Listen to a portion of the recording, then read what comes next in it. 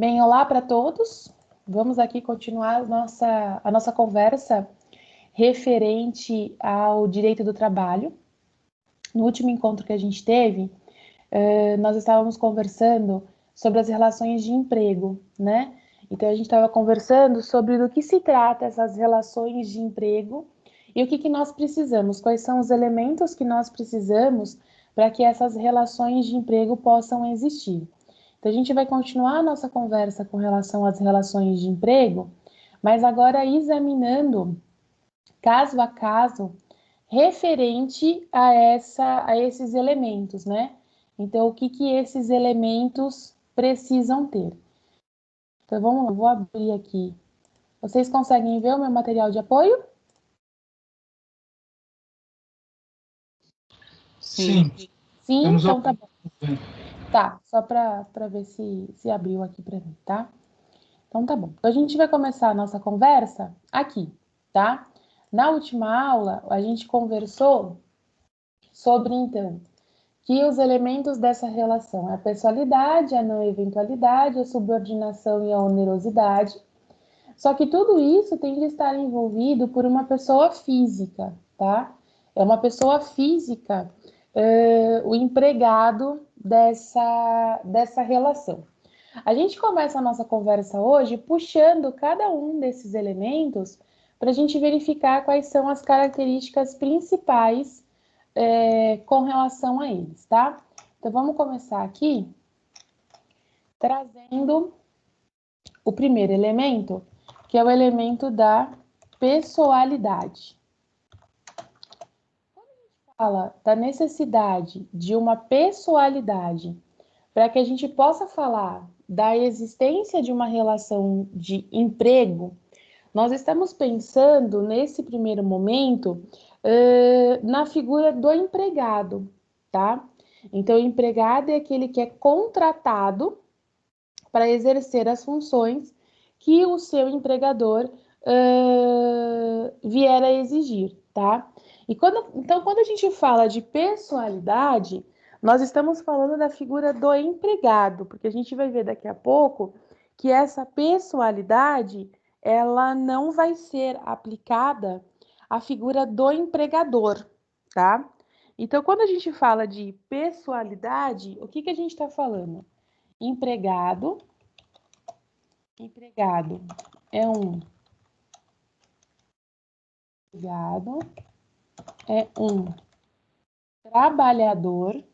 trabalhador, que presta serviços,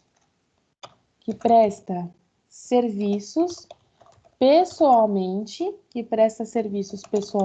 isto é, vírgula, não pode ser substituído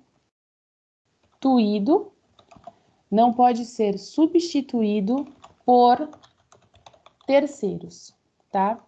Quando a gente fala desse princípio da pessoalidade, a gente está enxergando que esse empregado, ele não pode vir a ser substituído, tá? Não existe a possibilidade nessa relação de emprego de uma situação onde, se eu não posso ir, eu mando alguém no meu lugar, tá? Essa situação, ela não vem a existir. Se a gente for dar uma olhadinha na CLT, no seu artigo 3º, no seu artigo 2º da CLT, ela traz a seguinte informação para nós com relação à pessoalidade. Ela informa o seguinte, olha, artigo 2º da CLT. Ela informa que considera-se empregador a empresa individual ou coletiva que, assumindo os riscos da economia, admite, assalaria e dirige prestação pessoal de serviço. Então, prestação pessoal de serviço. Vejam que o artigo 2º da CLT, ele já traz a questão da pessoalidade, tá? Por quê? Porque a pessoa não pode ser substituída por outra. Por esse motivo, quando a gente fala do princípio da pessoalidade no contrato de trabalho, ele tem um caráter infungível. Ele tem um caráter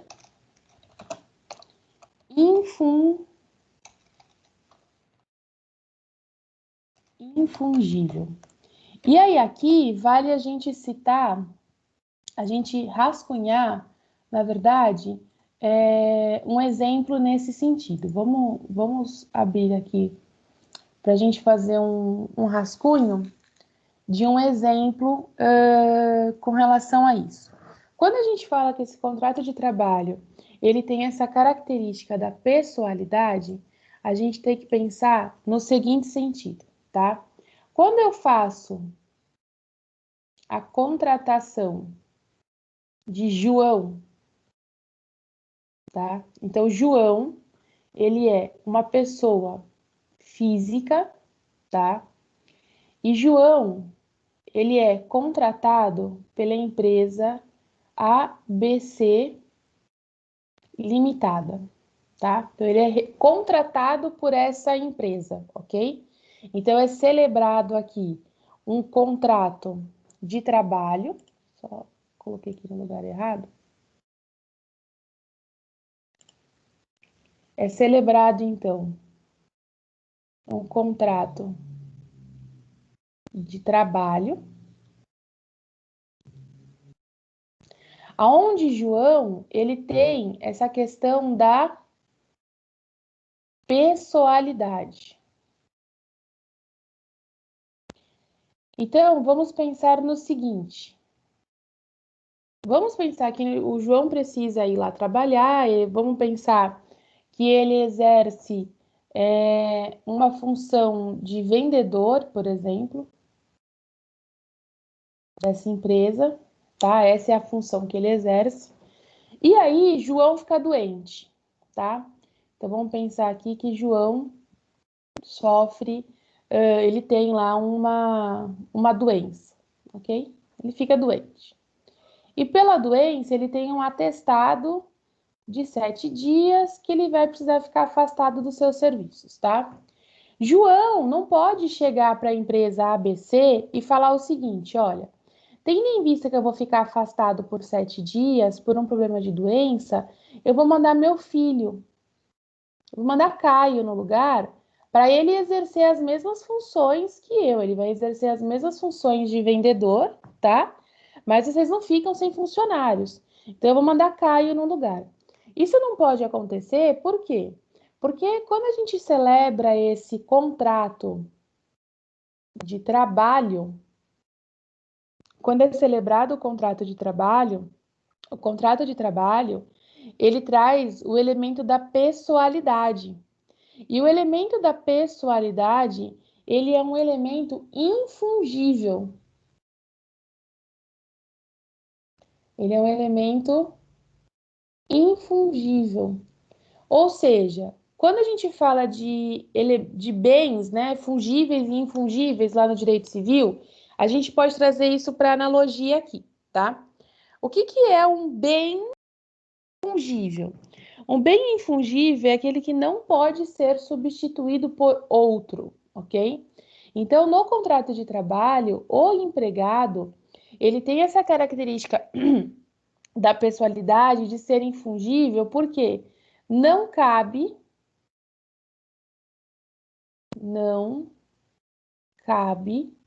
substituir, não cabe substituir, tá? Então, a gente não pode fazer a substituição de João por Caio. Por que a gente não pode fazer essa substituição? Porque esse contrato, ele tem o elemento da pessoalidade. Então, por esse motivo, ele tem esse caráter infungível, então a gente não vai poder fazer essa substituição.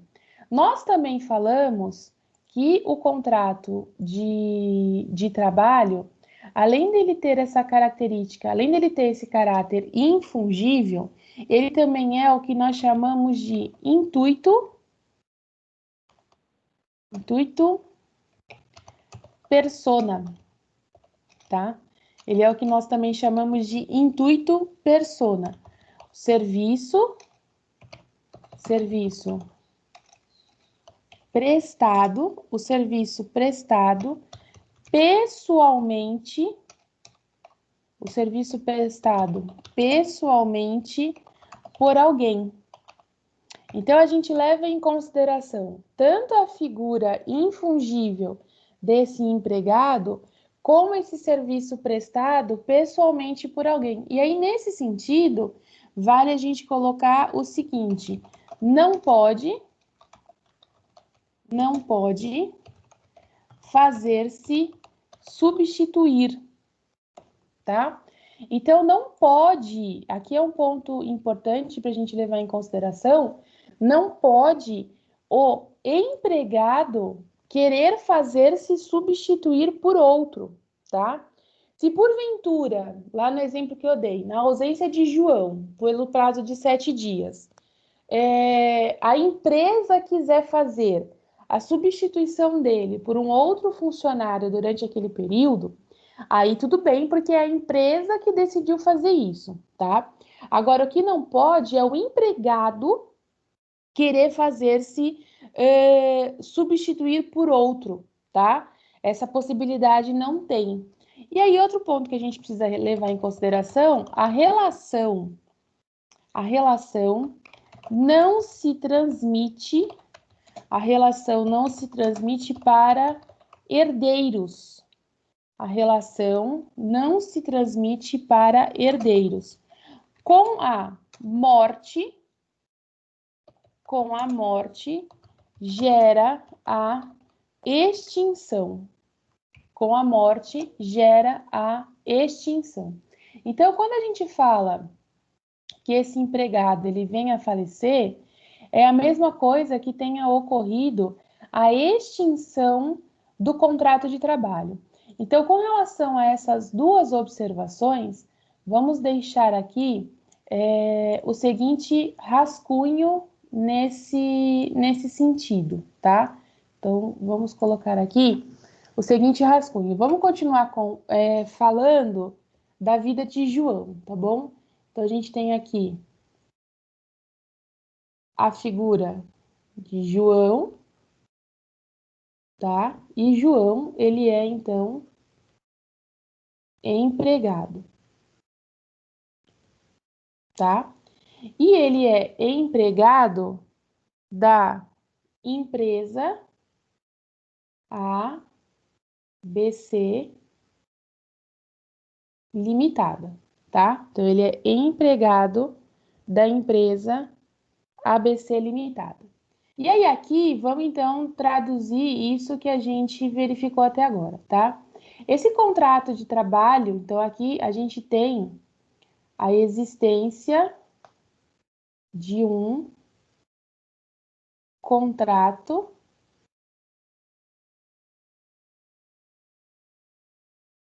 de trabalho,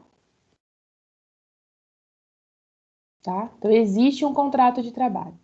O que a gente precisa pensar na existência desse contrato de trabalho? Primeiro ponto, a existência da pessoalidade. Então, se existe essa pessoalidade, tá? O que a gente tem aqui? João, ele, a pessoa de João, tá? Não pode substituir. Então, João não pode chegar lá, e aí aqui eu vou deixar o exemplo que eu tinha mostrado, né? Então, não pode chegar lá e falar assim, olha, eu não posso ir, vem Caio no meu lugar. Ele não pode fazer isso, tá? Então, essa figura aqui de Caio, ela não pode vir a existir, por quê? Porque João não pode querer fazer essa substituição, porque é uma característica da pessoalidade. Segundo ponto, a substituição, o ato de substituir, pode acontecer, então o ato de substituir pode ser feito pela empresa, pela ABC Limitada. Então, a empresa, pelo prazo em que João vai ficar afastado, tá? A empresa substitui João por Paulo. A empresa quis fazer essa substituição, tá? Se a empresa quiser substituir, aí é a empresa que faça isso, que não pode é João querer fazer isso, tá? Se porventura João vier a falecer, tá? Então, João venha a falecer, um terceiro ponto que é importante, no falecimento,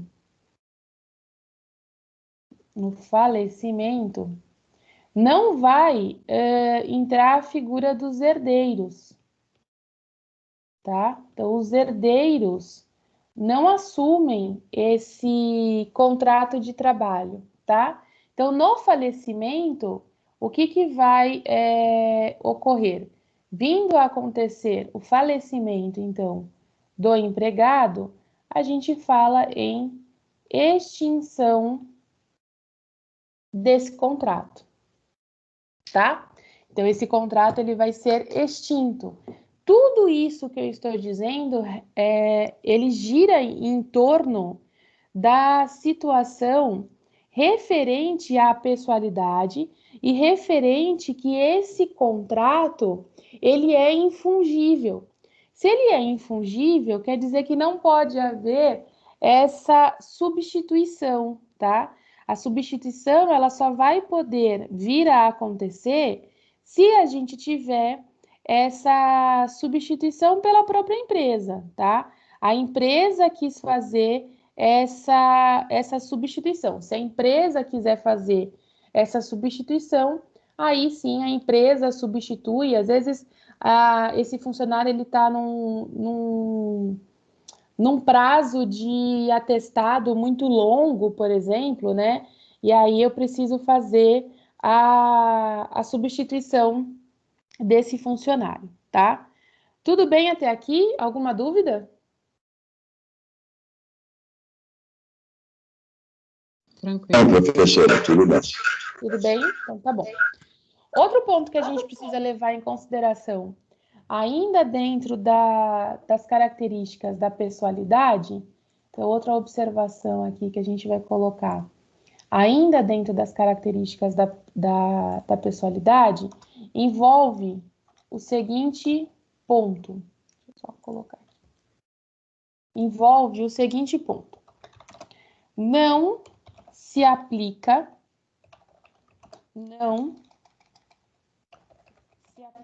a pessoalidade, não se aplica a pessoalidade ao, vou até colocar em destaque, ao empregador. Então, não se aplica a pessoalidade ao empregador, vigorando a regra da despersonificação, podendo ocorrer alteração subjetiva neste polo da relação de emprego, caracterizando a sucessão trabalhista. E quem fala isso para nós é o artigo 10, o artigo 10º da CLT. Ele determina o seguinte: qualquer alteração da estrutura jurídica da empresa não afetará os direitos adquiridos pelos empregados, tá? Então, primeiro ponto que a gente precisa olhar aqui na CLT envolve o artigo 10 dela, tá? Além disso, o artigo 448 da CLT, o artigo 448 da CLT, fala o seguinte: A mudança na propriedade. Mudança na propriedade ou na estrutura jurídica não afetará os contratos de trabalho e também não afetará os respectivos empregados. Ou seja, essa questão da pessoalidade, que é o que a gente está vendo aqui no caso da vida de João, essa figura da pessoalidade não se aplica à empresa, tá?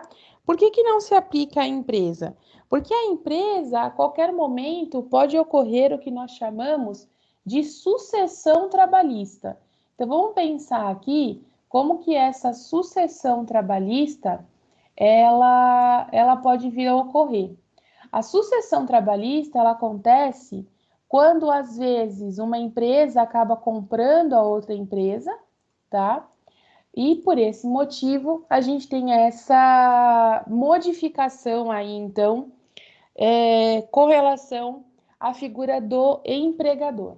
Então, vamos pensar na seguinte situação, tá? A gente tem aqui, e aí é uma relação que realmente aconteceu, tá? A gente tem aqui a figura de Ana, tá? Vamos pensar que Ana, ela é empregada. Então, Ana é empregada, tá? E aí, a gente tem aqui do outro lado a figura de um atacado, que chama XYZ. Era uma grande rede de mercado, não era esse nome, né? Só para a gente não ficar aqui exibindo empresas, né? Mas era uma grande rede de mercado que existia, tá? E essa rede de mercado, ela acabou sendo vendida, tá? Então, Ana era empregada dessa empresa, tá? E aí vamos pensar aqui, vamos até colocar um CNPJ dessa empresa, né? Vamos colocar que era o CNPJ 001, 1000 ao contrário, 00, tá? Só para ficar claro para vocês entenderem.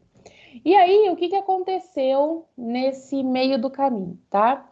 A empresa Atacado XYZ, ela foi vendida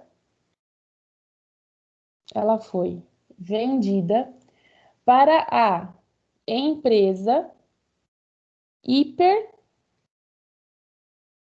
empresa Hiper 123, que possui o CNPJ 05/1000 ao contrário 10, tá? Ela foi vendida para essa empresa.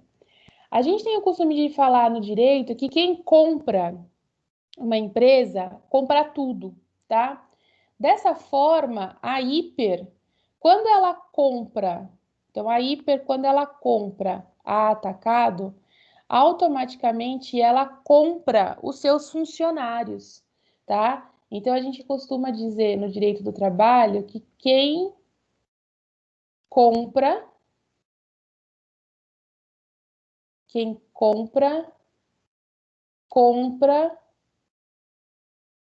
tudo. Então, a empresa ela compra a empresa, que é Atacado, e ela compra também os seus funcionários, tá? Então, por esse motivo, o princípio da pessoalidade não existe na figura do empregador. Porque o empregador, ele pode sofrer. Então, nesse caso aqui, nós tivemos uma sucessão, tá? A sucessão é da empresa ABC para a empresa Hiper, tá? A gente pode ter as alterações a título de contrato de trabalho. Quando digo alterações, é o seguinte: o 448 informa, e o 10 também, que os direitos adquiridos pela Ana, esses direitos estão adquiridos, não vão ser modificados, tá? O que a gente pode fazer é uma correção na CTPS, a Carteira de Trabalho e Previdência Social, para que a gente informe, né, que a Atacado XYZ foi vendida e que agora a Ana ela é empregada da empresa Hiper, tá? Isso pode vir a acontecer. Agora, os direitos que a Ana já adquiriu durante esse contrato de trabalho, Então, a parte aqui dos direitos, então, a parte dos direitos permanece, tá? Então, o fundo de garantia que ela tem permanece, o tempo de trabalho que ela tem para uma eventual aposentadoria permanece, isso tudo não vai ser modificado, tá? Por esse motivo... E não é feita rescisão, não, né? Uma rescisão Não da é empresa feita uma, não é feita XYZ. não é feita uma rescisão, seu Antônio. A única coisa Boa. que acontece é essa sucessão entre empresas. Pode ter empresas que acaba se fazendo a demissão de todos os funcionários e a contratação por essa empresa nova, que foi o que aconteceu na Ford, né? Então, a Ford, o que aconteceu? Alguns funcionários foram dispensados mesmo, outros funcionários foram dispensados e recontratados pela empresa que está ali no local da Ford, tá? Então, isso pode vir a acontecer, mas aí é um outro tipo de quebra de contrato. Porque Não é aí obrigatório. não é obrigatório. Não é obrigatório. Então, Tá. tudo vai depender da forma como essa sucessão vai vir a acontecer. No caso ali da Ford, não existiu a situação de compra, né? O que existiu foi o seguinte: existia a Ford ia encerrar suas atividades, a empresa que viria para o local físico da Ford é uma empresa que exerce as mesmas funções da Ford. Então, o que a Ford fez? Falou assim: olha, eu tenho esses funcionários, se você quiser contratá-los, eu vou mandar embora. Se você quiser contratá-los, pode fazer a contratação. Então, alguns funcionários foram dispensados pela Ford, porque a Ford encerrou as suas atividades ali e foram contratados por essa nova empresa, tá? Porque existiu essa relação. Nesse caso aqui, nesse exemplo que eu estou dando, a empresa Hiper, quando compra a empresa Atacado, ela compra um pacote fechado. Ela compra a empresa, a Atacado, e aí ela compra junto todos os seus funcionários, bem como ela compra o passivo e o ativo. Então, se eu tiver algum contrato, algum processo trabalhista em face da Atacado, a partir desse momento, quem assume o polo passivo dessa demanda é a Hiper 123. Porque quando ela compra tudo. Ela compra a empresa, ela compra os produtos que estão dentro da empresa, ela compra todos os empregados e ela compra todo o passivo dessa empresa, tá? Então, tudo vai depender de como que vai ser feita essa sucessão. Mas o empregado não Professora. pode exigir também, né, professora? Não, O empregado fala, a firma comprou essa, olha, eu quero fazer minha rescisão e quero continuar com a outra firma. não, Não é uma exigência do empregado isso. não. Isso é uma opção do empregador. Ok, entendido, professor. Tá Obrigado. bom? Nada. Quem me chamou? Ótimo, Professor, ótimo. eu, Regiane. Oi, Rê. Isso acontece mesmo quando a empresa, por exemplo, decreta falência. E aí, se começa outra empresa, teria que substituir ou acontece a mesma coisa que aqui? Eu não sei se é o mesmo caso. Tá, não, eu entendi o que você quis dizer. Vamos pensar aqui, ó. Eu vou trabalhar com vocês num processo trabalhista que eu tenho Porque dentro tem da. muita empresa que adota isso, acaba decretando É, falência para poder muita abrir uma empresa outra limpa, que né? é espertinha, vamos É, dizer assim, né? é. Empresa que é espertinha, vamos dizer assim. Vamos lá, eu vou trabalhar com vocês para tirar sua dúvida, eu vou dar como exemplo um processo que eu tenho realmente no meu escritório hoje em dia, tá? Então, o processo, ele é assim. A gente tem a figura de Caio, e Caio, ele era empregado da empresa X Limitada, e a empresa X Limitada, ela era uma franquia da empresa Oi. Vou falar da Oi porque a Oi não existe mais, tá? Ela era uma franquia da empresa Oi, tá? E aí, o que que aconteceu? A empresa X Limitada começou a atrasar salário, começou a não pagar, enfim. E aí ele foi indo para um processo de falência, tá? Ele não chegou a decretar a falência em si. A gente não achou um processo de falência, tá? Mas ele parou, não pagava mais, não tinha fundos de garantia depositado, não tinha absolutamente nada. E aí, o que que aconteceu então? Caio, que é meu cliente, o que que a gente fez? A gente fez um processo trabalhista, né? Então, no processo trabalhista, então aqui no processo, a gente tem a figura da X limitada e a gente tem a figura da Oi, tá? O que que o juiz entendeu? O juiz entendeu que a Oi não tinha culpa do não recebimento do salário. Então, tirou a Oi, tá? E condenou a X limitada a pagar lá todas as verbas trabalhistas que ela não tinha sido quitada.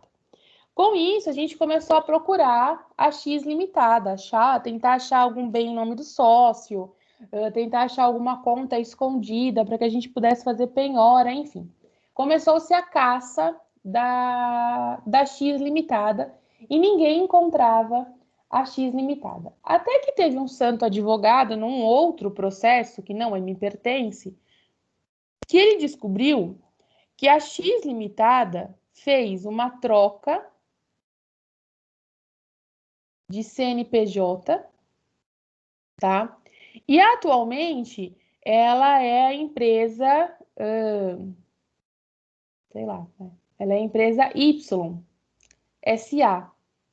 Então descobriu-se que foi feita a troca de CNPJ, tá? E descobriu-se por quê? Porque a empresa Y, SA exerce as mesmas características da empresa X limitada, tá? Com uma modificação de sociedade, tá? A gente tem uma modificação de sociedade, mas essa modificação de sociedade, qual foi o rabicho que acabou ficando para trás para a gente identificar isso? Aí entra na pergunta da Rê.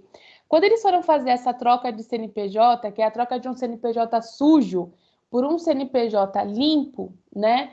Eles mantiveram a questão da franquia e a gente conseguiu fazer essa descoberta pelo motivo de endereço.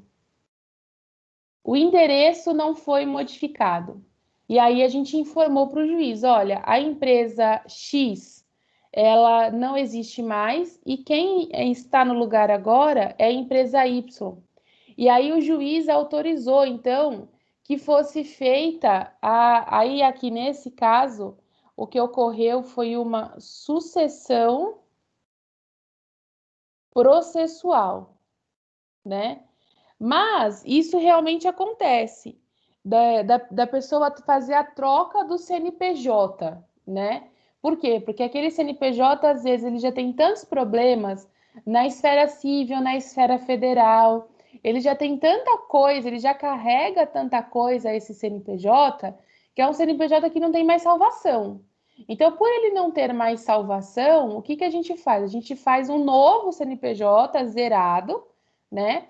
E aí, esse novo CNPJ assume essas responsabilidades. Qual que é a orientação que nós, advogados, aí é uma questão prática, qual que é a orientação que nós, advogados, damos para quando as empresas vão fazer isso? Tomar cuidado para que não fique caracterizada a sucessão. Porque se ficar caracterizada a sucessão, automaticamente não vai ter mais como a gente. Esse CNPJ novo, ele vai carregar as situações do CNPJ velho. Então, a título de exemplo nesse sentido, a gente teve uma vez, era uma empresa de festa, tá? Na verdade, é um bar ali localizado em Santo André. Então, a gente tem um bar, tá? Esse bar, ele tá localizado em Santo André. E é engraçado que esse bar, ele tem o CNPJ 01/1000 ao contrário, ele tem o CNPJ 02/1000 ao contrário, e ele tem o CNPJ 03/1000 ao contrário. No CNPJ 01, ele aparece como um buffet. No CNPJ 02, ele aparece exatamente como bar. No CNPJ 03, ele aparece como uma distribuidora de bebidas. Aí vocês devem estar se perguntando, mas como que a Juliana sabe disso? A gente sabe disso pelo seguinte, como a gente está tentando descobrir em qual conta bancária está sendo colocado dinheiro para a gente poder pedir a penhora, o meu cliente, que é o autor da ação em face do bar, esteve no bar como cliente do bar e fez o pagamento por meio de débito. E aí a gente juntou no processo aquele papelzinho, né, do débito. No papelzinho do débito aparece um CNPJ e o CNPJ do bar é outro. Então foi onde a gente comprovou para o juiz o seguinte, olha, essa empresa ela tem uma fraude. Ela tem vários CNPJs na intenção justamente de fraudar, porque ela tem vários processos contra ela. Deu para tirar sua dúvida, Rê? Deu sim, mas Deu? Outra pergunta. Se a empresa trocou o CNPJ limpo, ele não mandou embora o funcionário, ele tem que substituir, né? Aí. Então, se ele tinha o CNPJ, vamos pensar aqui, deixa eu só... E daí aí teria que, acho que em regra, mandar todo mundo embora e registrar na empresa nova, é isso? Deixa eu ver só se eu entendi a sua pergunta, tá? Ele tem o CNPJ 0/1000 ao contrário, esse CNPJ tem N problemas, e aí ele faz um novo CNPJ, que é o 05/1000 ao contrário. A sua pergunta é, as pessoas do CNPJ 04 vão ser dispensadas e recontratadas pelo 05, é isso? Isso mesmo. Tá. Aqui, isso até pode acontecer, tá? O problema é o seguinte, tá? Todos os credores do... Opa, peraí, tá caindo as coisas. Todos os credores do CNPJ 004 vão cair em cima do CNPJ 005. Por quê? Porque aqui fica caracterizada a sucessão. Ou seja, o 004 é a mesma coisa do 005. Eu só estou desfazendo do 004 porque eu preciso de um CNPJ limpo. Entendi. Tá? Para você fazer isso sem que seja caracterizada a sucessão, é importante que o 005 tenha um novo quadro societário, novas pessoas que não tem nada a ver com o 004, tá bom? Nada a ver, nada. É importante que o 005 não exerça as mesmas funções que o CNPJ 04, aí você pode falar da contratação desses funcionários. Entendi. Tá bom? Mas de qualquer forma, não, mas de qualquer forma isso fica nítido, porque muitas empresas fazem isso, então não tem como fugir muito. Não tem. É melhor ser uma empresa de CNPJ limpo. É caro? É caro. Não, sim. Não vou dizer que é barato aqui no nosso país, que eu vou estar mentindo para vocês. Realmente é caro, tá? Mas na vida prática é isso que acontece. Entendi. Tá bom? Obrigada. Vamos continuar aqui nessa característica da pessoalidade, então, que eu parei aqui no artigo 448, tá?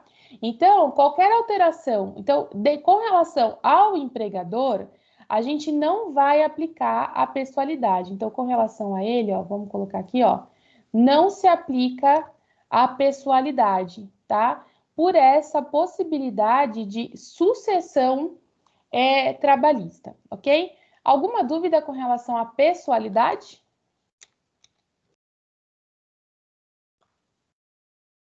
Regiane? Não. Então, tá bom. Tranquilo. Não, professora, nenhuma. Então, muito bem explicado, professor. Que bom. Vamos lá, então. O próximo que a gente tem é o da não eventualidade, tá? Quando a gente fala da não eventualidade, é um ponto importante da gente pensar pelo seguinte: a não eventualidade refere-se a uma prestação de serviço de forma contínua, tá? De forma que se gera uma rotina dessa prestação de serviço, tá? Então, vamos lá. Empregado. Então, de novo, a gente está falando com relação ao empregado e não ao empregador, né? Empregado é um trabalhador que presta serviços continuamente, vírgula, ou seja, vírgula, serviços não eventuais. Então, quando a gente fala dessa situação da não eventualidade, a gente precisa levar em consideração a seguinte situação. Nós temos, então... Opa, peraí. Nós temos, então, uma relação... Então, vamos colocar aqui, ó. Que nós temos uma relação de emprego. Nós temos uma relação de emprego, tá? E aí, o que a gente precisa levar em consideração nessa relação de emprego? Essa relação de emprego, ela vai ter três pontos principais, tá? Primeiro ponto principal dessa relação de emprego envolve a situação que essa relação precisa ser habitual, tá? Então, a gente precisa ter a característica de uma habitualidade nessa relação de emprego, tá? Outro ponto que a gente precisa levar em consideração... Opa, peraí, eu peguei errado aqui. Outro ponto que a gente precisa levar em consideração nessa relação de emprego é que ela precisa ser repetitiva. Repetitiva. Tá? E outro ponto que a gente precisa levar nessa relação é que ela precisa ser rotineira. Mas tudo isso daqui que eu estou dizendo não quer dizer... Então, professora, para que a gente possa ter uma relação de emprego e para a gente que ela não seja eventual, eu preciso exercer as funções todos os dias? Não, você não precisa exercer as funções todos os dias, né? Nem todo trabalho ele é exercido todos os dias, mas você precisa ter uma característica que seja habitual, que seja repetitiva e que seja rotineira. Nesse sentido, vamos pensar no seguinte exemplo, tá? O importante dessa relação é que ela se prolongue no tempo, tá? Esse é o principal ponto que a gente precisa levar em consideração aqui, tá? Então, vamos pensar na seguinte relação. Aí, aqui vocês vão identificar de quem que eu estou falando, tá? Vamos pensar aqui, ó, que a gente tem, então, a figura de uma empregada. Vamos pôr até um cabelinho aqui na empregada, tá? A gente tem a figura de uma empregada, tá? E a gente tem aqui, então, um contrato de trabalho, tá? E esse contrato de trabalho é com a companhia educacional, tá? E essa empregada, ela é contratada para lecionar.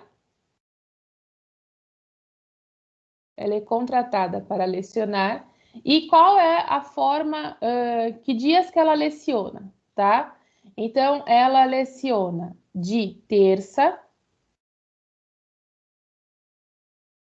a sábado, no horário das 8 às 11, e ela leciona de quarta no horário das 19 às 22. Esse é o meu contrato de trabalho. Apresento para vocês o meu contrato de trabalho, tá? Então, vejam que não existe uma situação de acontecer todos os dias, tá? Por exemplo, de segunda-feira eu não leciono, tá? No período noturno, eu só leciono de quarta-feira. Mas o que existe no meu contrato de trabalho? Ele é habitual, existe uma característica da habitualidade, tá? Existe uma característica dele ser repetitivo, então ele se repete, então tem a característica do repetitivo, tá? E existe a característica de uma rotina. De segunda-feira, por exemplo, quando eu não leciono, tá? Eu não estou aqui em sala de aula, eu tenho outros afazeres que precisam ser feitos. Então, por exemplo, eu tenho preenchimento de sistema que eu preciso fazer, são de atividades que precisam serem feitas.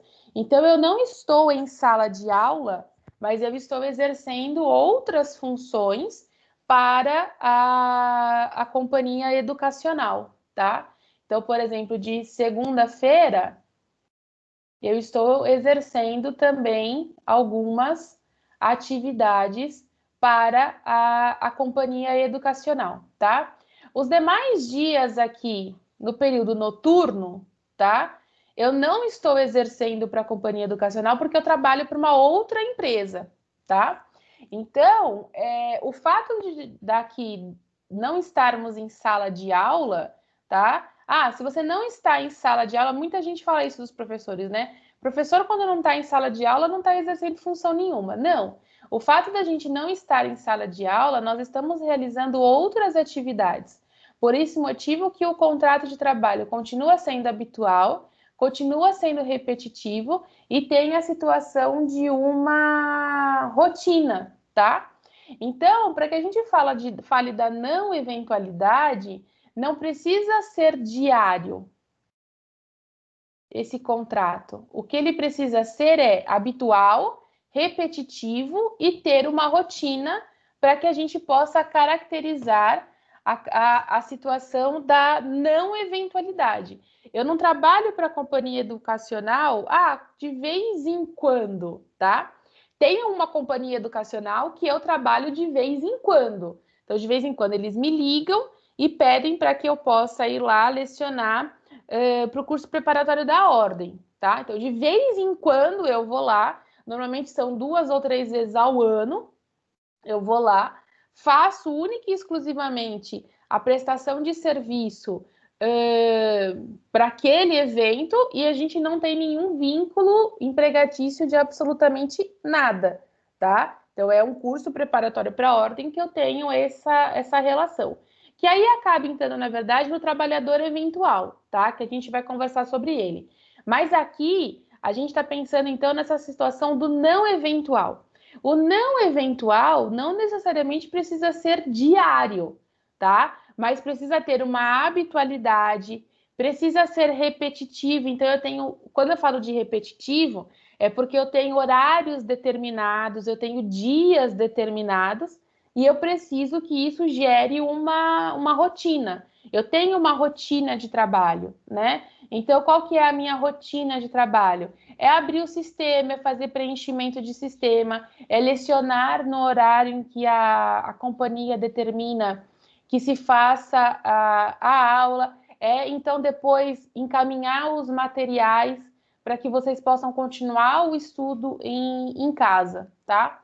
Então, quando a gente determina essa característica da não eventualidade, o que a gente precisa aqui levar em consideração com relação a isso? Deixa eu só arrumar aqui. O que a gente precisa levar em consideração? Na relação na relação de emprego, a não eventualidade é caracterizada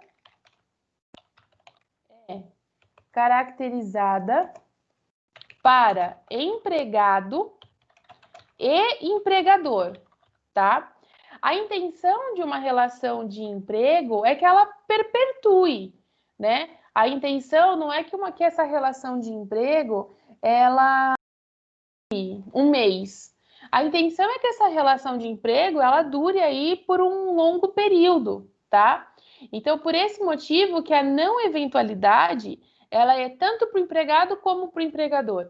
A intenção é que esse empregado preste serviços de forma contínua e que o empregador arque com as suas responsabilidades também de forma contínua, né? Então, que o empregado exerça as suas funções, então, de forma habitual, repetitiva e rotineira, e que, ao contrário, o empregador também exerça as suas funções de forma habitual, repetitiva e rotineira. Então, o empregador, ele precisa habitualmente estar com a empresa aberta para que a prestação de serviço aconteça. Ele precisa arcar com os custos desse empregado, então, salário, fundo de garantia, recolhimento de INSS, verificação de imposto de renda. É necessário que se tenha uma rotina. Então, o empregador, ele precisa passar para esse empregado tudo que esse empregado precisa fazer. Olha, de tal a tal horário você precisa fazer isso, depois você tem um momento de intervalo, na volta do intervalo, quais são as suas funções, quais são as suas atividades, tá? Então, essa questão da não eventualidade é uma expectativa gerada, tanto na figura do empregado como na figura do empregador. Para isso, eu vou colocar aqui algumas observações nesse sentido, tá? Primeira observação: o serviço não precisa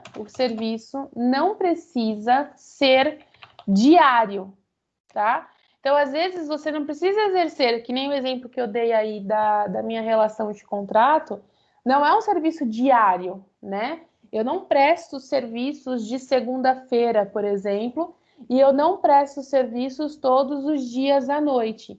Mas eu tenho uma característica habitual, repetitiva e rotineira, tá? Além disso, existe uma expectativa de retorno do empregado ao serviço. Então, existe essa expectativa de retorno, tá? Que ocorre em determinados dias. Então, quando a gente fala dessa expectativa de retorno, a gente está falando da expectativa do pagamento de salário, do recolhimento de fundos de garantia, de um bom ambiente de trabalho para que possa ser exercida essas funções. Não se ter aquela sensação de que a cada dia você pode vir a ser demitido, né? Aquela sensação de talvez uma situação estável, né? Não vou falar de estabilidade, porque a estabilidade a gente vai acabar envolvendo o funcionário público, mas uma situação estável, né? Não aquilo que todo dia você acha que você possa vir a ser dispensado. A intenção da não eventualidade é no sentido de permanência.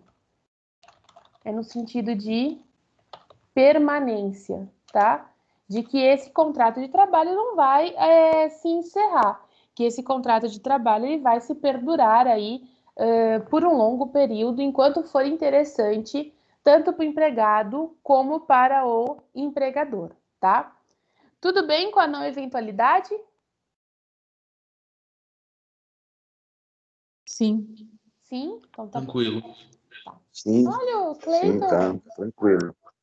O Cleiton apareceu. Ouvi a voz de Cleiton. Não, já tô desde o comecinho, é que eu demorei a logar, tive um problema aqui no computador, aí demorou a entrar. Ah, tá. É que eu não conheço vocês fisicamente, conheço vocês só pela voz, Então, eu identifico as vozes. Olha, a que ponto chegamos, né? Professor identificar pelas vozes. Gente, isso tem que acabar logo, de verdade. Vamos lá, então. Então, tudo bem com relação à não eventualidade, tá? Próximo ponto que a gente vai conversar refere-se à subordinação, tá? Que é um dos pontos aí que muita gente se discute nessas relações de trabalho, tá? Então, vamos colocar aqui, ó. Subordinação é o próximo ponto que nós vamos analisar, tá? Quando a gente fala de subordinação, é a sujeição do empregado, às ordens do empregador, é o estado de dependência, do trabalhador em relação ao seu empregador. Ou seja, é o seu chefe, tá? E aí vamos pensar aqui, vamos rascunhar aqui com relação à figura desse chefe. Aí eu vou falar do meu, porque vocês conhecem o meu chefe, tá? Então vamos trabalhar aqui na seguinte situação, tá? Então eu sou, vamos lá. Então, aqui tem eu faço eu mais bonitinho, tá? Então, aqui tem eu, empregada. Vamos começar de novo, que deu errado. Então, aqui tem eu, que sou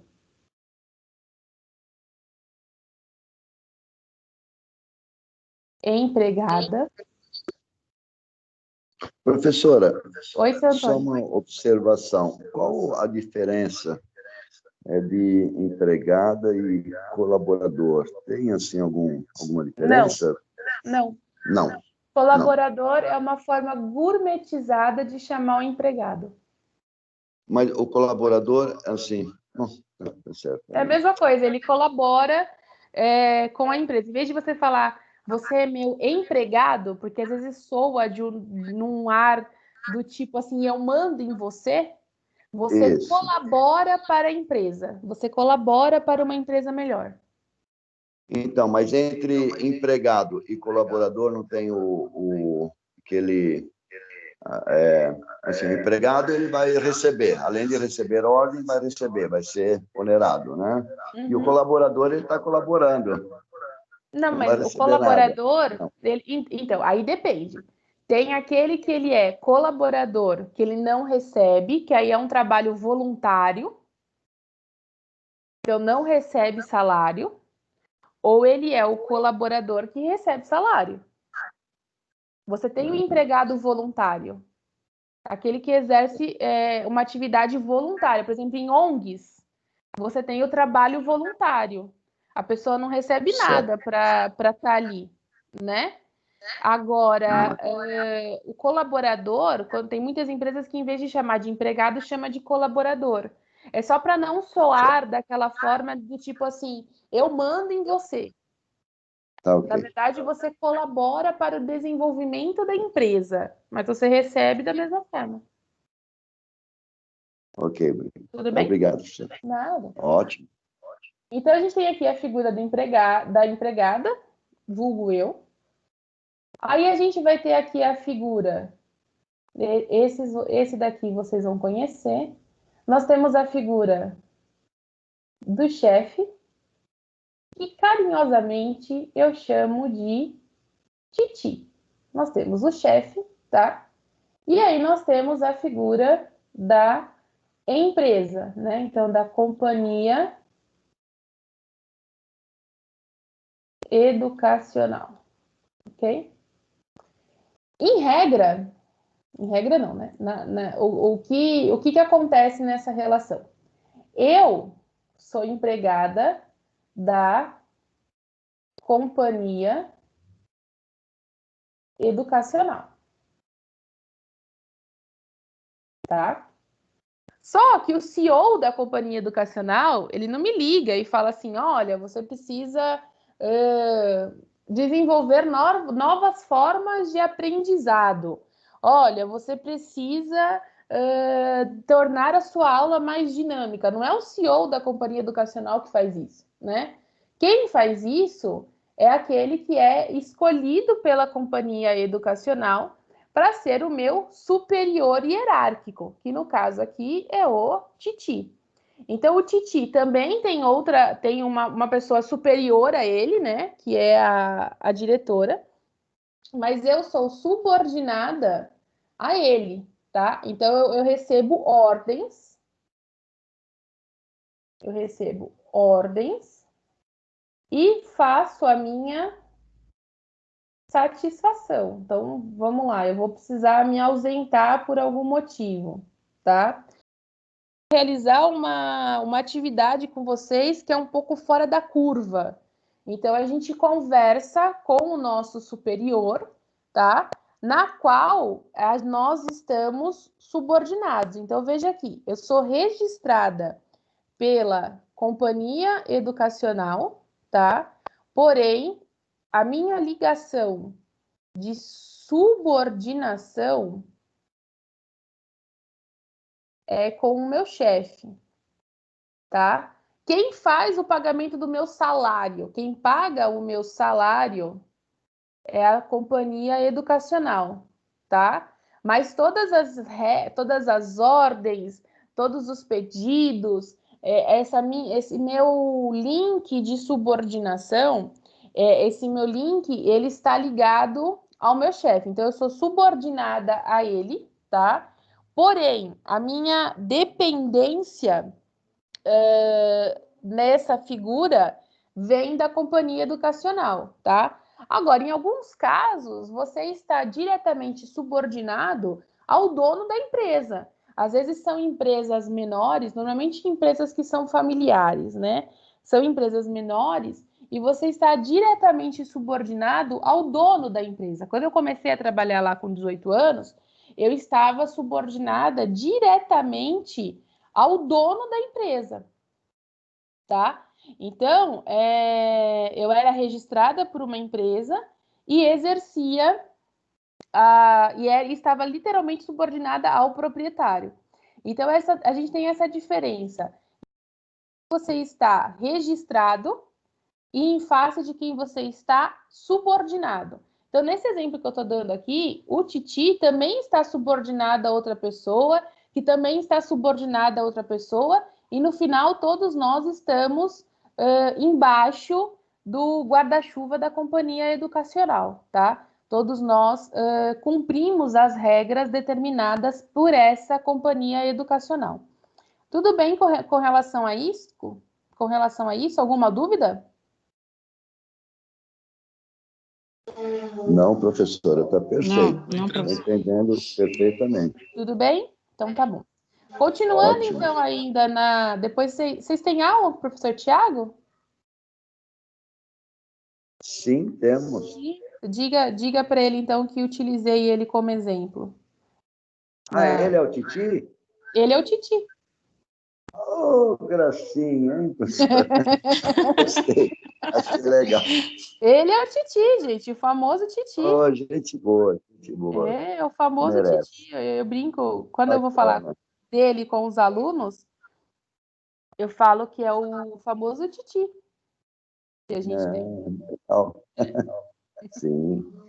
Vou falar, então, vou comentar terça-feira. Fala para ele que ele é o Titi. Nos meus exemplos, ele é o Titi. Não, eu vou comentar a respeito do exemplo. Mas pode fala que ele é o Titi, ele já vai se identificar, ele vai saber até de quem vem o exemplo, quando você falar isso. Tá bom. Tá bom? Ótimo. Então, dentro da subordinação, a gente tem alguns enfoques que precisam ser levados em consideração, tá bom? Então, vamos colocar aqui, ó, que nós temos a doutrina chama de enfoques, tá? Então, com relação a esses enfoques, quais são os principais aí que a gente precisa considerar? Vamos começar aqui. O primeiro que a gente precisa pensar é um enfoque econômico. Então, uma subordinação econômica, tá? Subordinação econômica.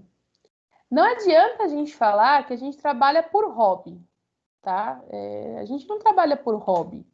A gente pode gostar do que faz. Por exemplo, eu gosto muito do que eu faço. Eu gosto muito de lecionar e eu gosto muito de advogar, tá? A gente pode gostar do que faz, mas a gente não trabalha na intenção de não receber, tá? Então, quando a gente fala de subordinação econômica, nós estamos falando do empregado. Então, o empregado recebe ordens do empregador, e as cumpre,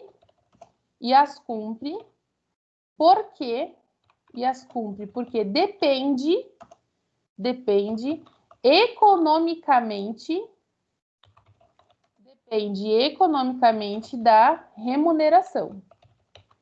Se você não for uma grande empresária, como a nossa amiga Regiane aqui na sala, que é uma grande empresária, se você não for uma grande empresária, tá? Você tem essa subordinação econômica. Então, o empregado recebe ordens do seu empregador e cumpre essas ordens, não desobedece essas ordens. Por quê? Porque existe uma dependência de remuneração, tá? Então, é o primeiro ponto que a gente precisa levar em consideração. Então, por exemplo, a Regiane, que é uma mega empresária, ela tem lá os seus empregados, na qual ela entrega ordens, e esses empregados dependem economicamente dela, que refere-se à remuneração. Não é isso, Regiane? Perfeitamente. Perfeitamente. Eu sabia que eu tinha acertado, eu só queria confirmar, entendeu? Eu queria só confirmar a questão. É Mega ou é Blaster? Qual que você prefere? Blaster. Blaster, então tá bom. Então, ela que é uma Blaster empresária, né? Ela tem lá os seus empregados e os seus empregados dependem economicamente dela, tá? Então, existe essa subordinação econômica. Depois disso, nós temos uma subordinação... Diferença de Blaster para Mega. Mega é só Mega, Blaster é gigantesco. Então, ela é assim, eu sempre gosto do... Como diz meu marido, eu sempre gosto do mais caro. Eu não sabia. Ela é a master empresária. Ela só está perdendo ali para o aprendiz, entendeu? Quem dera. Eu sou só uma simplesmente MEI, só isso. Mas é que nesses exemplos é o que vocês gravam. Verdade. É o que vocês vão lembrar depois. É verdade. Né? É verdade. Titi, quando falar de subordinação, vocês vão lembrar do Titi. Certeza disso. Vamos lá, então. A subordinação técnica é uma prevalência dos conhecimentos técnicos do empregador em relação ao empregado, devendo esse acatar as ordens. Então, parte-se do princípio de que o empregador tem um conhecimento técnico maior em relação ao empregado, uma vez que ele é o proprietário da empresa, uma vez que ele estabelece as ordens. Então, a gente tem essa questão de que os conhecimentos técnicos do empregador prevalecem com relação ao empregado, e por esse motivo, o empregado precisa acatar essas ordens, tá? Eu particularmente acho essa subordinação técnica um tanto quanto relativa, tá? Por quê? Porque às vezes você faz a contratação de um empregado que ele tem muito mais conhecimento técnico com relação àquela atividade que vai ser exercida do que o próprio empregador, tá? Vamos pensar no âmbito da educação, ok? Eu sou especialista em civil, processo civil, direito do trabalho e processo do trabalho, tá? Quando eu sou contratada por uma faculdade, então, por exemplo, eu já tive chefes que eram especialistas em direito penal. Então, eu tinha um conhecimento técnico na área civil maior do que um conhecimento técnico dele, tá? Porém, a empresa que me contrata, a companhia educacional que me contrata, o CEO dessa companhia tem um conhecimento técnico e educacional muito maior do que o meu. Normalmente são professores já há muito tempo, professores renomados, que já têm um conhecimento de didática, de docência muito maior do que o meu, que estou aí no mercado há aproximadamente 6 anos, tá? Então, essa subordinação técnica, a gente precisa sempre levar para o sentido de ordens, tá? Do ser passado ordens para serem obedecidas, tá? E, além disso, nós temos uma dependência social, tá? Por quê? Porque é justamente essa questão do trabalho que faz a roda da economia girar e que envolve essa questão da sociedade. Então, assim, quanto maior o número de desempregados, com menor velocidade a roda da economia gira, e por esse motivo a gente tem um desenvolvimento social menor, tá? E aí isso a gente consegue ver nos noticiários todos os dias, tá? Quando a gente fala de dependência social, as ordens são cumpridas, porque o interesse social da empresa, exige uma estrutura perfeita, existe uma estrutura perfeita de organização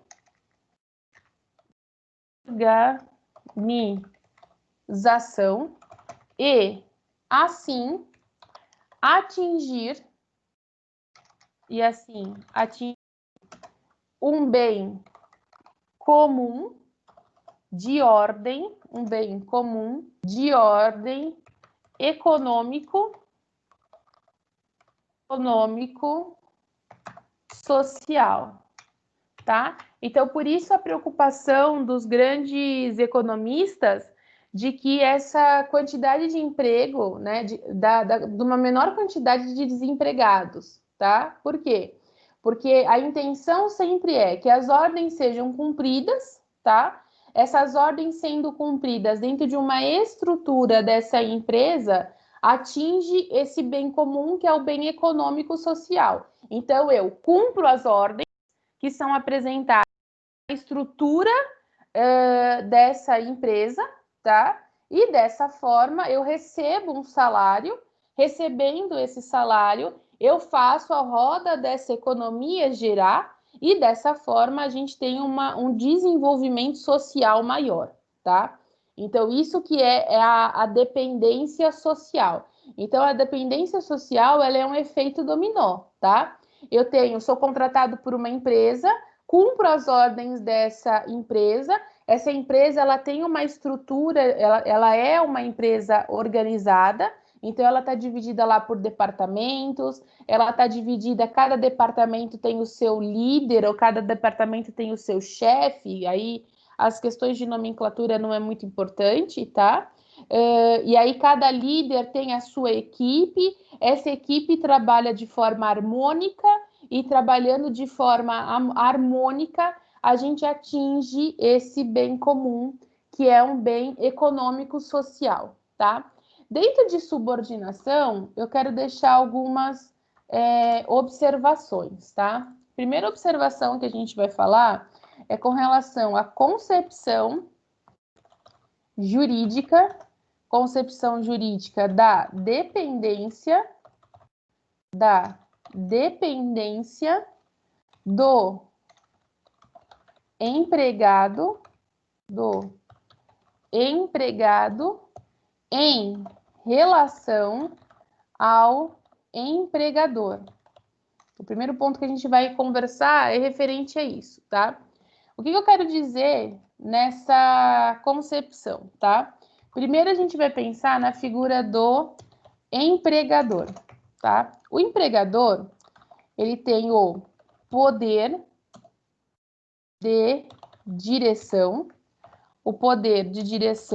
e este assume os riscos da atividade. Então, primeira coisa que ele tem.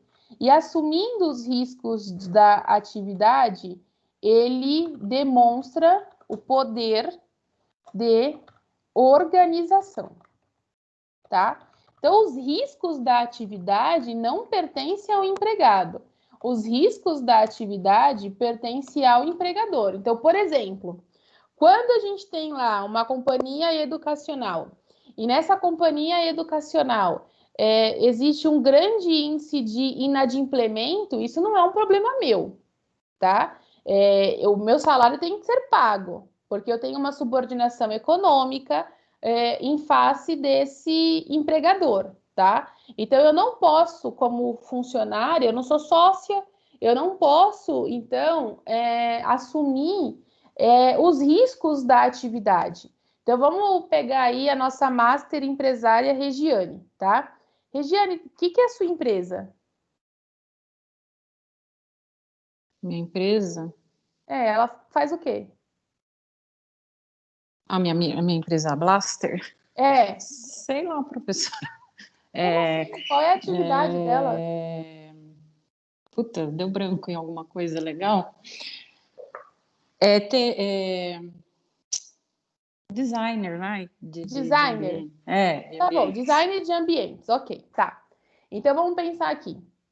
A Regiane tem uma empresa chiquérrima de design de ambientes, tá? Então, vamos desenhar aqui o sonho perfeito da Regiane, tá? Regiane, eu vou desenhar tudo que você queria. Vamos tirar o Titi daqui e vamos trazer a Regiane para cá. Então, Regiane, vamos lá. Empresa dos sonhos a partir de agora, tá? Então, a gente tem aqui a figura da Regiane, tá? E a Regiane, ela tem uma empresa de design, tá? Então, vamos pensar que ela tem a Bonita Limitada. É o nome da empresa dela, tá? A Regiane, ela está na figura de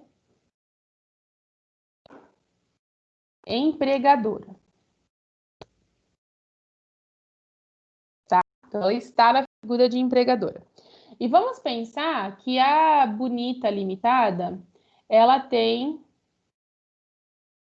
um funcionário, tá? E esse funcionário chama-se João, tá? O João, ele é desenhista. Então, ele faz lá os designs internos, tá? Acontece o seguinte, a empresa Bonita Limitada, ela fecha um contrato, tá?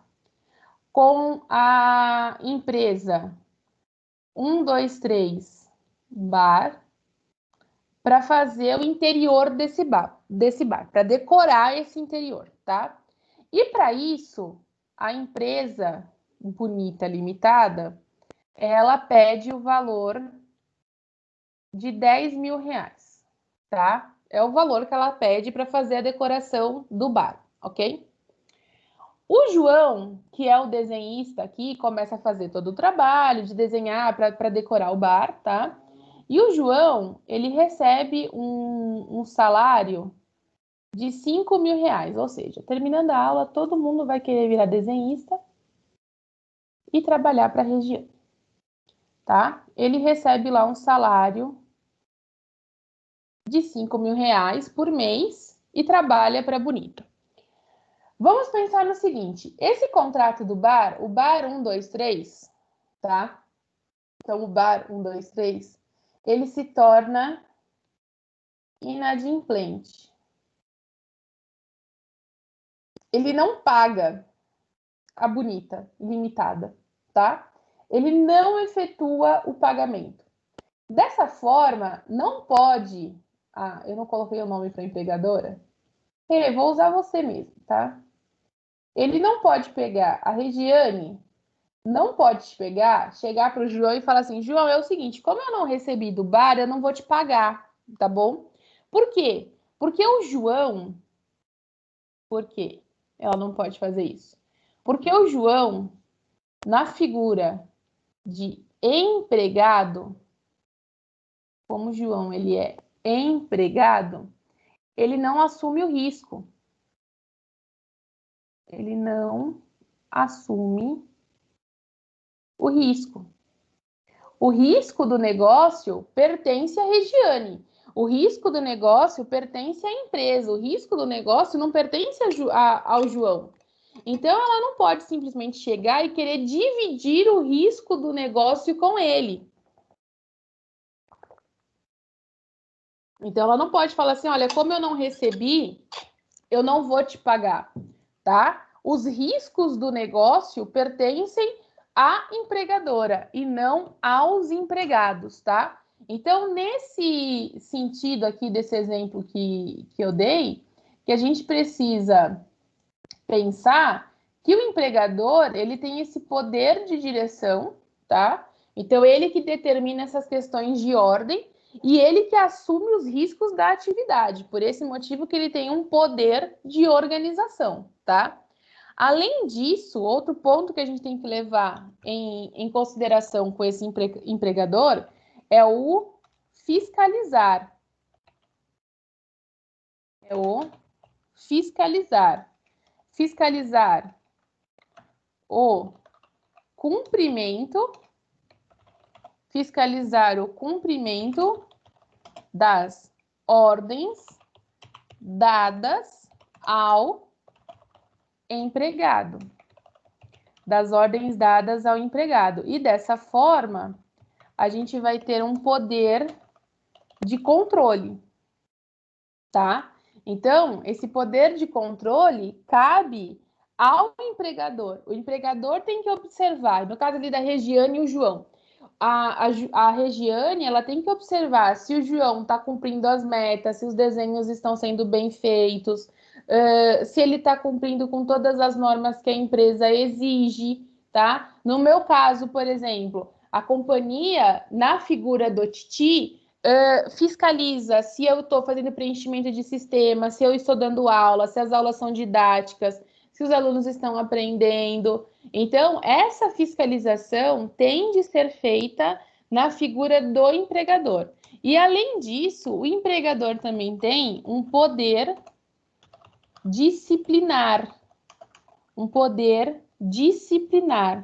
Então, é o descumprimento das ordens empregado, descumprimento das ordens pelo empregado, e impor-lhe sanções previstas na lei. E aí, quais são essas sanções previstas na lei? Quando esse empregado deixa de cumprir com as ordens, que a gente fala de dessídia, né? Ele deixa de cumprir com as ordens que lhe são dadas, esse empregado, ele pode sofrer sanções. Pode ser apenas uma advertência verbal, né? Então, a gente liga para esse empregado e fala, olha, você não cumpriu, deveria ter cumprido, por que você não cumpriu, qual é o problema para você não ter cumprido, tá? Essa advertência, ela pode ser uma advertência escrita pelo não cumprimento e pode levar até a sanção mais grave, que é a questão da dispensa por justa causa, tá? E aí a gente vai falar dessas sanções futuramente, tá? São as sanções que a legislação permite. Então, a gente pode ter advertência verbal, advertência por escrito, a gente pode ter uma suspensão desse empregado por um determinado período e a gente pode ter a sanção mais grave, que é a dispensa por justa causa, tá? Tudo bem com relação a essa concepção jurídica? Sim. Sim? Tá. Sim. Aí, a gente tem uma outra observação que eu quero deixar aqui, que é uma observação até que está na moda agora, tá? E que tem a ver com isso que a gente tá conversando. Essa observação refere-se ao artigo 6º, parágrafo único da CLT. Então, deixa eu pegar aqui. O artigo 6º, parágrafo único da CLT. Ele fala o seguinte: não se distingue entre o trabalho realizado no estabelecimento do empregador, o executado no domicílio do empregado e o realizado na distância, desde que sejam caracterizados os pressupostos da relação de trabalho. E aí, deixa eu já pegar o parágrafo único. O parágrafo único fala o seguinte, é um tipo de trabalho que está na moda agora, né? Fala: os meios telemáticos informatizados de comando, controle e supervisão se equiparam para fins de subordinação jurídica aos meios pessoais e diretos de comando, controle e supervisão do trabalho alheio. O artigo 6º, ele está falando para nós do famoso home office, que agora está na moda, né? A gente, 90%, vamos dizer assim, acho que até um pouco menos hoje em dia, as pessoas estão em home office tendo em vista a característica da pandemia. A aula que nós estamos tendo aqui neste momento é um exemplo do home office, né? O home office, ele leva muito em conta a característica da utilização de tecnologia, tá? E essas tarefas são realizadas fora das dependências da empresa. Agora, um ponto que é importante a gente levar em consideração: a supervisão. Então, por meio dessa tecnologia, a gente permanece tendo supervisão e subordinação, tá? Então, eu vou utilizar mais uma vez como exemplo os fins educacionais que a gente está tendo agora, tá? Eu permaneço subordinada e eu permaneço sendo supervisada, tá? Então, como que é feita essa supervisão, tá? Essa supervisão ela é feita através de acessos a sistema, ela é feita através de links de aula que são encaminhados. Então, essa supervisão, ela continua acontecendo. Vamos pensar em uma pessoa que está em home office, que deve ser o caso de vários de vocês, né? Que estão em home office e continuam sendo subordinados. Então, assim, vocês conseguem fazer o seu controle de jornada através de login e de logoff no sistema. Então, você bate o seu ponto a partir do momento que você acessa o sistema e você encerra a sua jornada de trabalho a partir do momento que você sai do sistema, que você faz o logoff no sistema, né? Algumas empresas estão fazendo... Oi, seu Antônio. Então, ele fica até um controle mais rígido, né, por parte do empregador. Parece que não, mas eu acredito que o controle de supervisão ele é mais rígido dessa forma, home office, né? Eu acho que a gente tem 2 pontos a serem analisados aqui, seu Antônio, de verdade, tá? A gente tem o controle da jornada, que é feita pelo login e pelo logoff, tá? Mas a gente também tem a característica de que o empregado faz o login e aí ele, sei lá, ele faz o login, vai para o mercado, ele faz o login e fica deitado no sofá, porque não pode ir no mercado, né? Faz o login, fica deitado no sofá e depois ele vem e faz o logoff. Quem disse que ele não trabalhou, né? Então, por esse motivo, que além dos meios telemáticos informatizados para essa supervisão, a gente está pensando aqui somente numa jornada de trabalho, né? Essa supervisão, ela continua de uma outra forma, tá? Então, eu vou citar como exemplo, a minha irmã está em home office aqui na minha casa e ela não trabalha numa companhia educacional, tá? A minha irmã, ela é arquiteta e trabalha numa empresa de arquitetura, tá? Então, a minha irmã, por exemplo, ela tem que bater o ponto dela às 9 horas da manhã, tá? Ela tem que bater o ponto no horário de almoço, tá? E, além disso, ela faz o log-off dela quando ela encerra a sua jornada de trabalho por volta das 6 da tarde. Só que durante o dia todo, ela está sendo supervisionada pelo sistema da empresa, onde ela tem que responder mensagens que são enviadas, ela tem que responder a e-mails que são encaminhados, eles têm uma rotina de reuniões que são realizadas, ela tem metas de projetos a serem entregues, e ela precisa ficar nesse sistema, que é o mesmo sistema que a gente utiliza aqui para dar as aulas, que é o Teams, ela precisa ficar online nesse sistema. Então, em nenhum momento pode aparecer que ela está offline, né? Durante toda a jornada de trabalho dela, ela tem de estar online nesse sistema. Então, as poucas vezes que ela precisou sair de casa, o celular estava junto, porque esse sistema também pode ser logado no celular. O celular estava junto e ela estava logada no sistema, mas ela não estava exercendo as suas funções. Ela não estava ali trabalhando, ela estava no outro local que nem tinha condições de trabalhar, mas ela estava logada. Então, eu acho que é uma faca de dois gumes, na verdade, viu, seu Antônio? A gente tem que tomar muito cuidado com relação a isso. O que a gente tem observado é o seguinte, que os empregados, eles têm cumprido um maior leque de funções. E isso a gente tem observado, tá?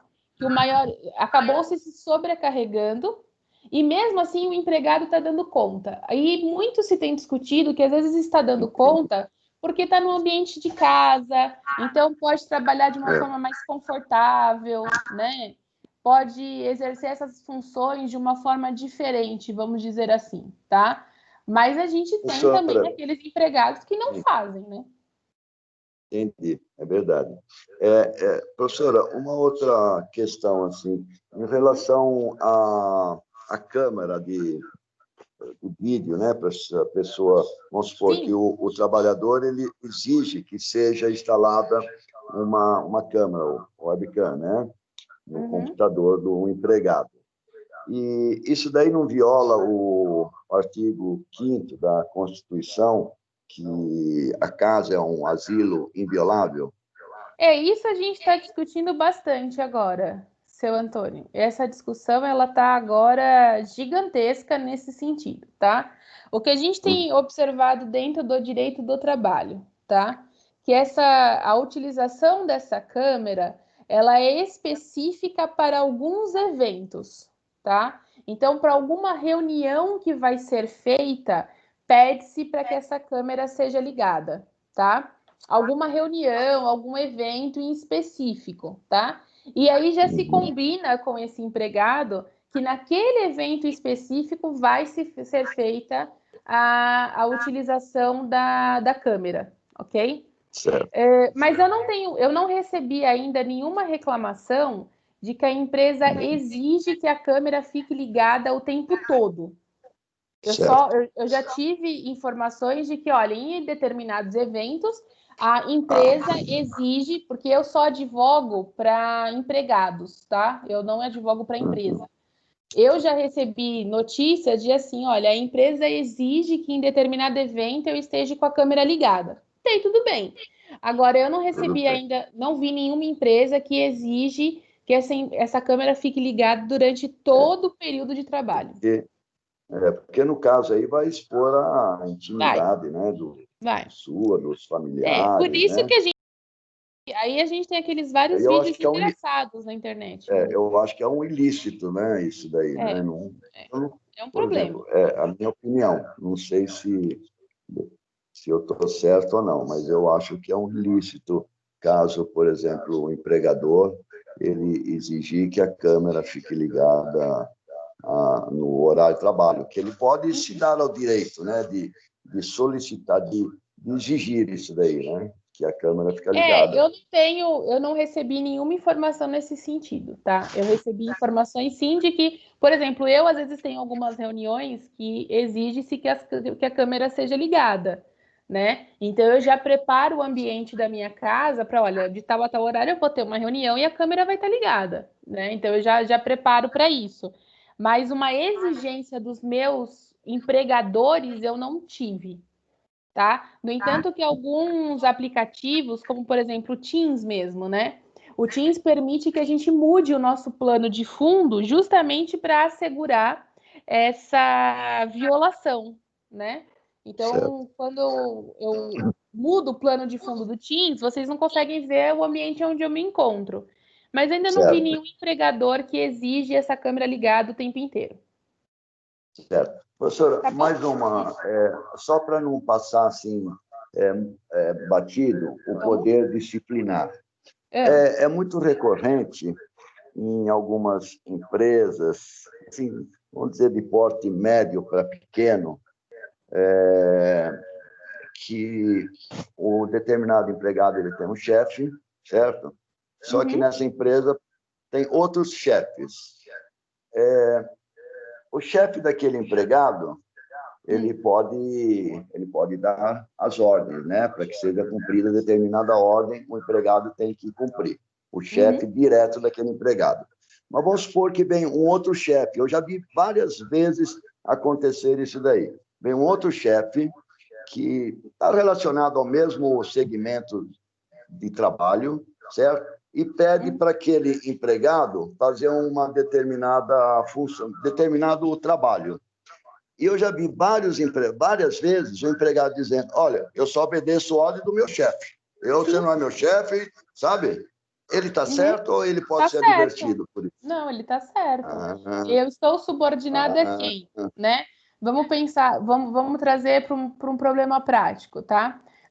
Dentro da companhia educacional onde eu leciono, nós temos lá, então, o coordenador de direito, nós temos o coordenador de administração, o coordenador de psicologia, nós temos vários coordenadores, tá? O meu poder disciplinar é referente ao coordenador de direito. Então, eu cumpro as ordens que são entregues pelo coordenador de direito.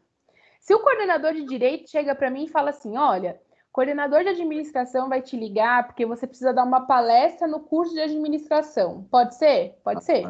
Quando esse coordenador de administração me liga e fala, olha, eu quero uma palestra desse jeito, nesses moldes, para esse público, durante aquele evento, durante aquele momento da palestra, eu estou subordinada ao coordenador de administração.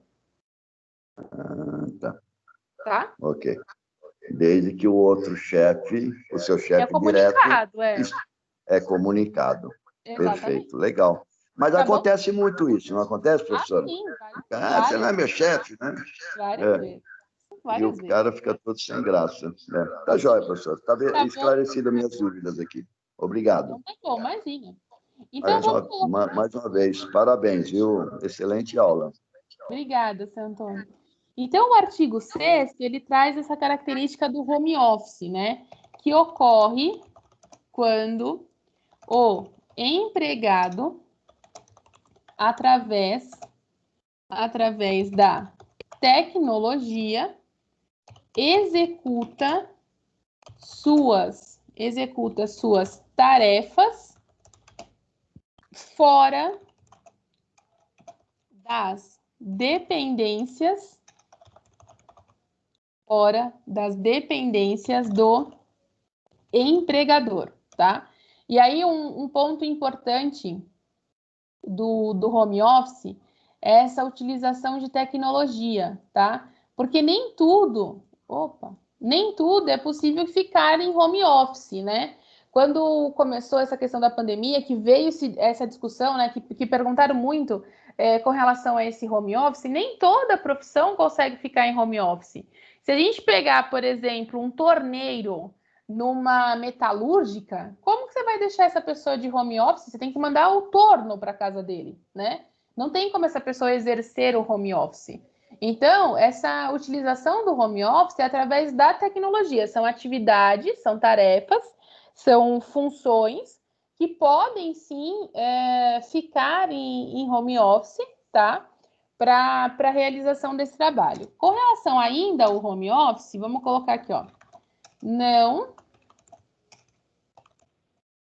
se distingue o trabalho entre o trabalho realizado no estabelecimento do empregador, desde que estejam caracterizados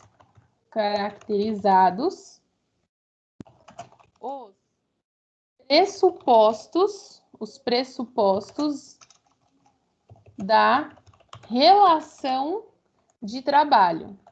Ou seja, tem de estar presente nesse home office, né?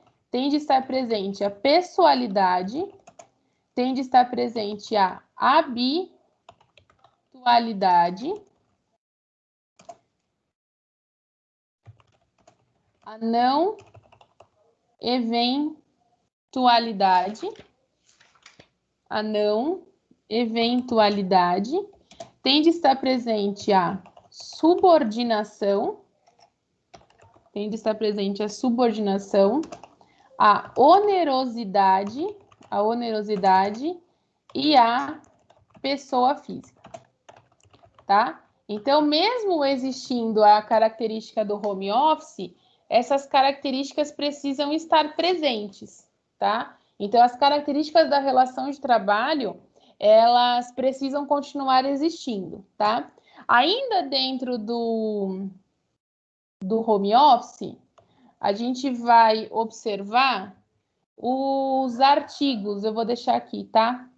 São vários. Artigos 75A a 75E da CLT. Porque o 75A até o 75E, ele fala da característica do teletrabalho, tá? E aí são pontos diferentes. Então, vamos deixar aqui o home office, tá? Que o home office, ele existe aqui em cima, a característica do home office. E vamos colocar aqui que o 75A até o 75E, a gente tem o teletrabalho. E aí, esse teletrabalho é a prestação de serviço, preponderantemente fora das dependências do empregador com a utilização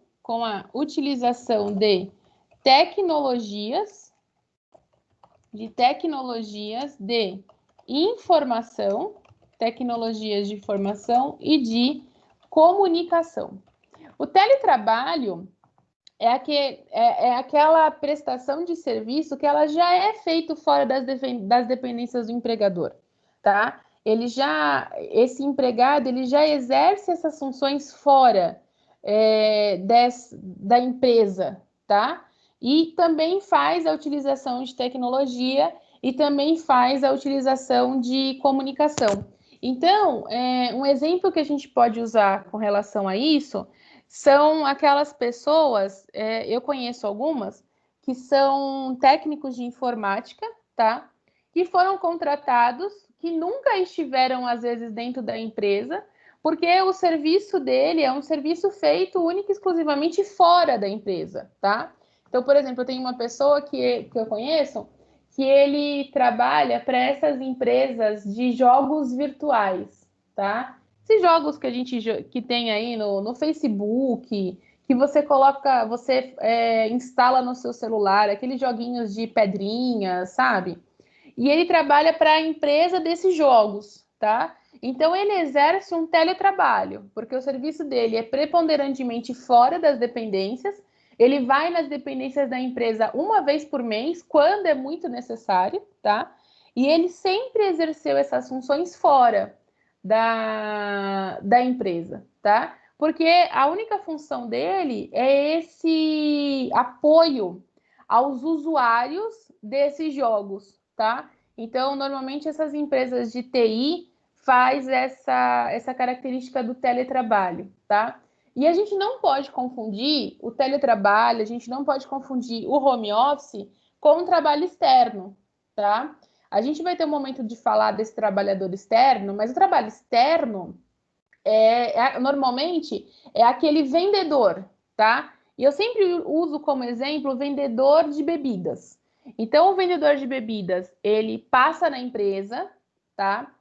Ele pega lá na empresa folder, ele pega na empresa catálogo, ele pega na empresa várias coisas, aí ele faz lá toda a região de bares aonde ele vende, tá? E aí, às vezes, ele volta para a empresa para poder passar os pedidos para o setor de vendas, ou às vezes ele não volta para a empresa naquele dia, mas ele vai para a empresa no dia seguinte, tá?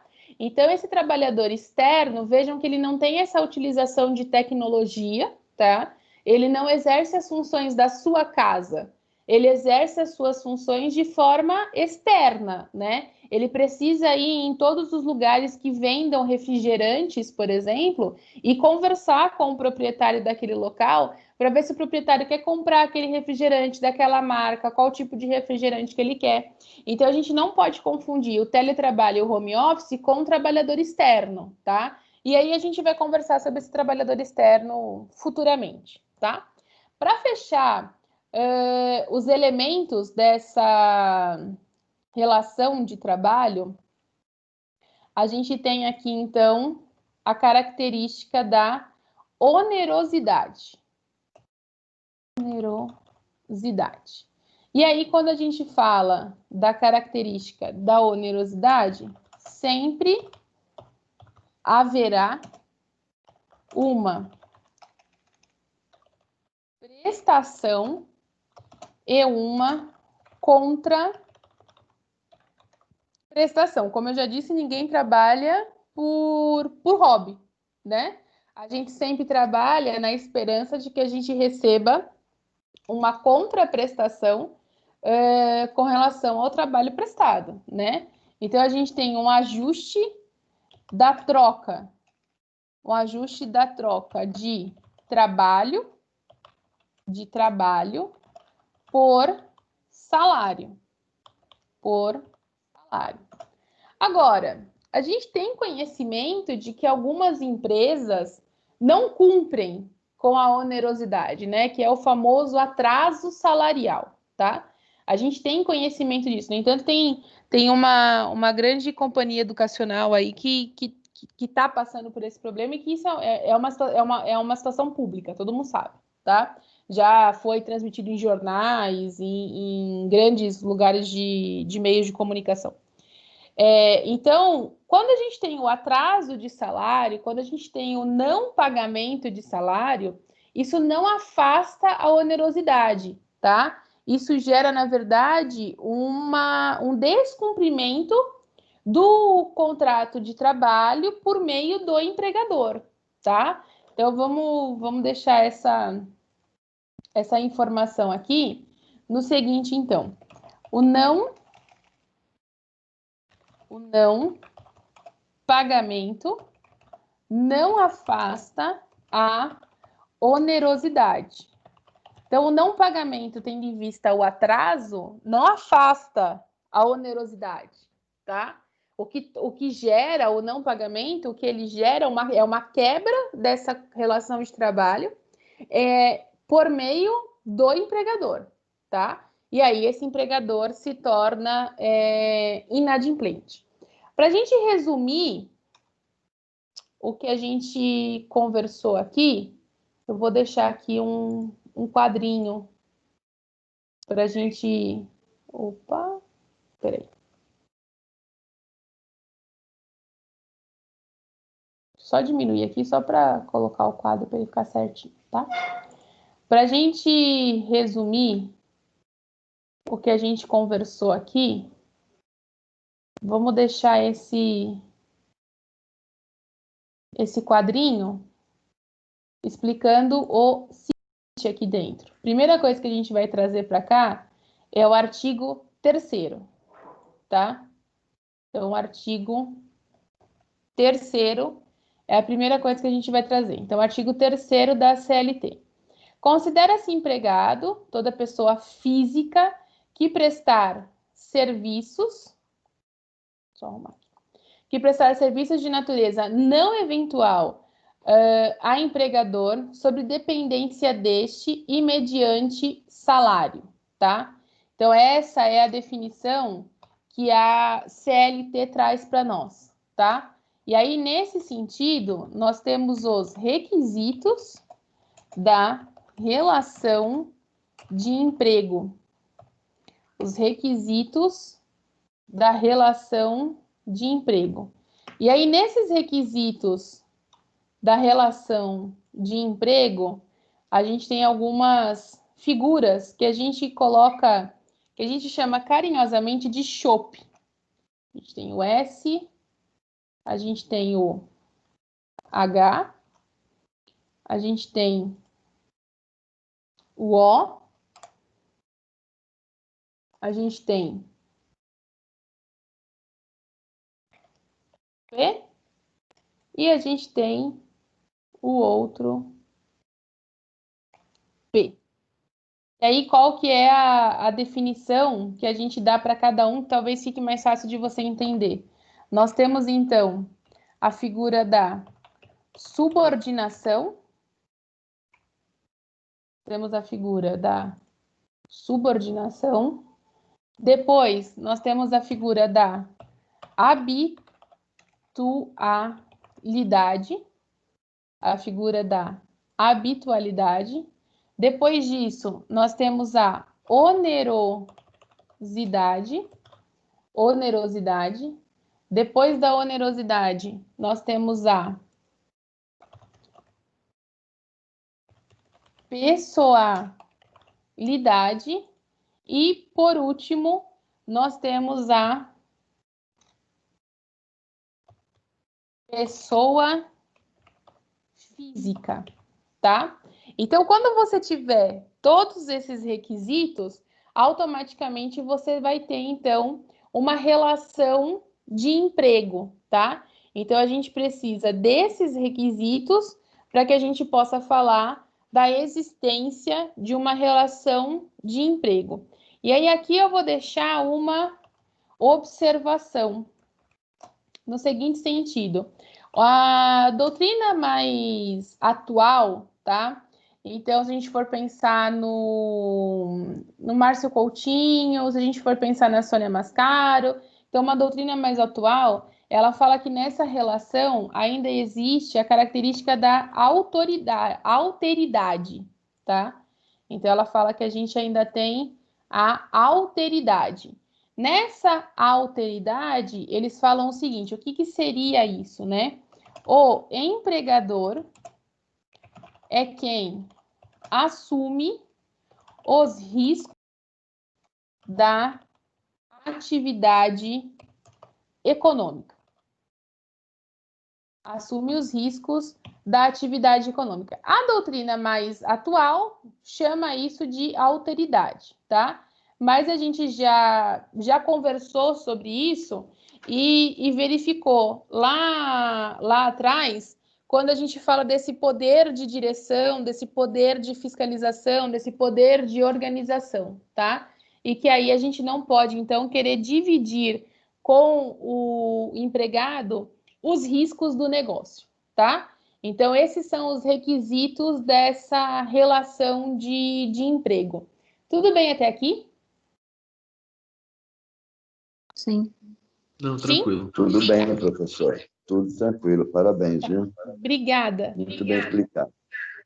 E aí, para que a gente possa fechar essa relação de emprego, a gente precisa pensar em 2 pontos, tá? E aí, quais são esses 2 pontos que a gente precisa levar em consideração para que a gente possa fechar essa relação de emprego?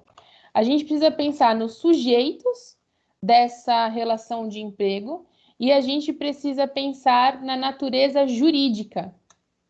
A gente precisa pensar em sujeitos e a gente precisa pensar em natureza jurídica dessa relação. Quando a gente fala em sujeitos, tá? Os sujeitos são praticamente o empregado e o empregador, tá? O empregado, a gente vai estar, então, no artigo 3º da CLT. E aí, o artigo 3º da CLT, ele determina que toda pessoa física que prestar serviços de natureza não eventual,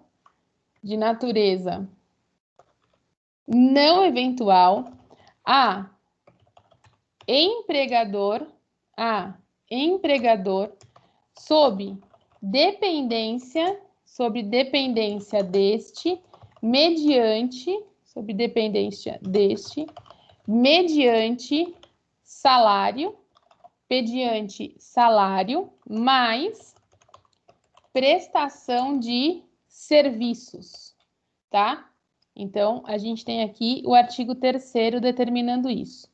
E quando a gente fala de empregador, a gente tem a figura do artigo 2º da CLT, que entende que o empregador é a empresa individual ou coletiva e assumindo os riscos, apresenta ao empregado o poder de direção, fiscalização e disciplinar, tá? Então, essa seria a figura do empregador. Artigo 2º da CLT, que fala o seguinte, considera-se empregador a empresa individual ou coletiva que, assumindo os riscos da atividade econômica, admite, assalaria e dirige a prestação pessoal de serviço desse empregado. E quando a gente fala da natureza jurídica, nós vamos estar falando dos artigos 444, parágrafo único, combinado com o 442, ambos da CLT, tá? Que entende que essa natureza jurídica, ela parte de uma autonomia da vontade exercida de forma limitada pelas normas trabalhistas. E aí a gente volta naquela discussão referente ao contrato de trabalho, né? Que a gente tem uma autonomia da vontade dentro desse contrato de trabalho, tá? Existe essa autonomia da vontade e essa autonomia ela é limitada porque a gente tem as normas trabalhistas que limitam essa autonomia, tá? Tudo bem até aqui? Sim. Professor, está ótimo. Sim. Alguma dúvida? Não. Não? Então, desejo a vocês um bom almoço de domingo, uma boa semana a todos e a gente se encontra na próxima quinta. Beijos para vocês e até lá.